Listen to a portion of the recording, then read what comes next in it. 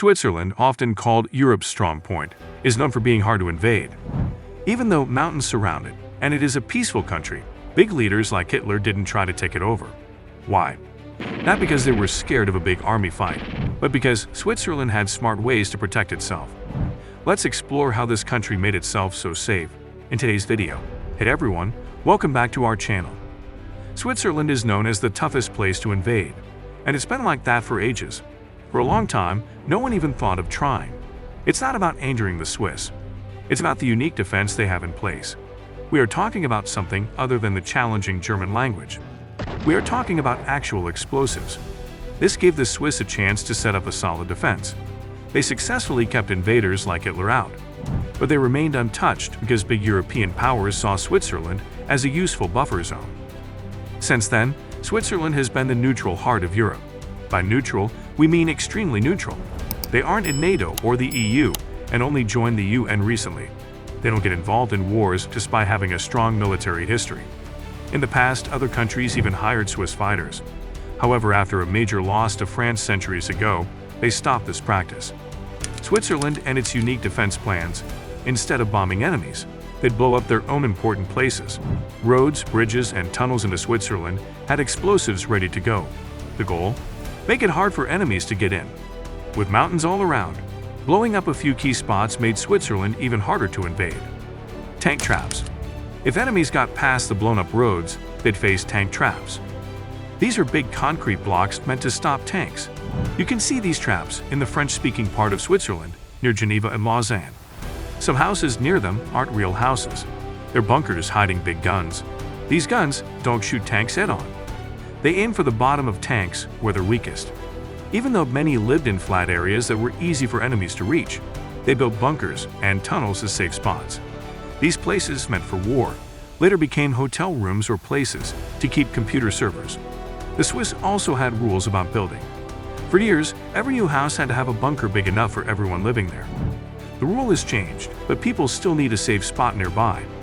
Now these bunkers often store things like wine, keeping them safe from threats like nuclear attacks. Using its geolocation to its advantage, Switzerland even thought of using its rivers for defense. The Rhine River starts in Switzerland and goes through Germany. At one point, Switzerland said they'd poison the river, hurting Germany's water.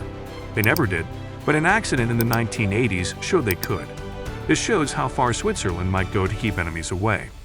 Strong military readiness. Switzerland may be peaceful, but they're always ready. They can quickly gather an army of 800,000. The Swiss army is, simply put, impressive. There's a saying, Switzerland isn't just a country with an army, it is the army. This refers to the mandatory military service for Swiss men. If a conflict arose, they'd be battle-ready in minutes. It's a brilliant strategy, but it's also quite intense. Secret military bases. Switzerland's beauty hides more than just scenic views. Beyond the Alps, which might conceal treasures like gold, there's a hidden air base. This base houses several Fa-18 Hornets, fighter jets ready to fly at a moment's notice. Only a few in the Swiss military know its exact location. Imagine this, a Swiss pilot inside a mountain, powering up an Fa-18 Hornet, ready to surprise an enemy. It sounds like a scene from a spy film. Given the secrecy around the base's location, any adversary would likely be caught off guard. Now it brings us back to the question, why Hitler didn't invade. Hitler indeed had a comprehensive plan to invade Switzerland, but he never acted on it, and the reasons remain a topic of debate. While the Swiss landscape posed a significant challenge with its formidable Alps and well-prepared military, it wasn't the sole deterrent. Many believe that Switzerland's financial ties with Nazi Germany played a pivotal role in preserving its neutrality. The Nazis had a beneficial banking relationship with Switzerland, which might have influenced their decision to let the nation remain untouched. This financial cooperation was multifaceted. Switzerland provided resources to Germany on credit, meaning the Nazis didn't have to pay immediately. This arrangement was advantageous for a war-stricken Germany. Moreover, the Swiss National Bank played a controversial role by purchasing gold from Germany without inquiring about its origins. This allowed Germany to offload gold they had plundered from conquered nations, converting it into much-needed foreign currencies. The challenges Germany faced on the Eastern Front with Russia drained their resources. An invasion of Switzerland, while feasible, would have been resource-intensive. Given their difficulties in Russia, It seemed an unwarranted diversion of resources. Switzerland managed to maintain a delicate balance in this intricate web of military strategy, financial dealings, and wartime priorities.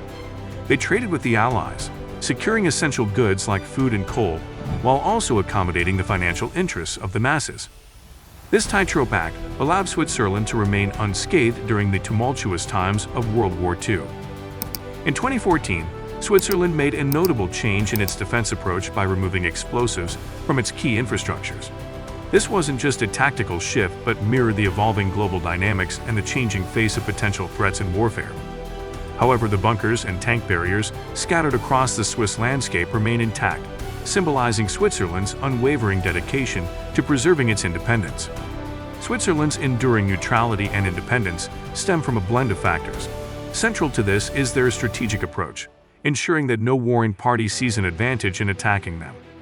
From its mountainous barriers to its strategic defense mechanisms, Switzerland's journey to becoming an unconquerable nation is fascinating. What are your thoughts? Share them in the comments section below. Don't forget to subscribe for more intriguing stories from around the world. Join us next time as we uncover more tales that have shaped nations.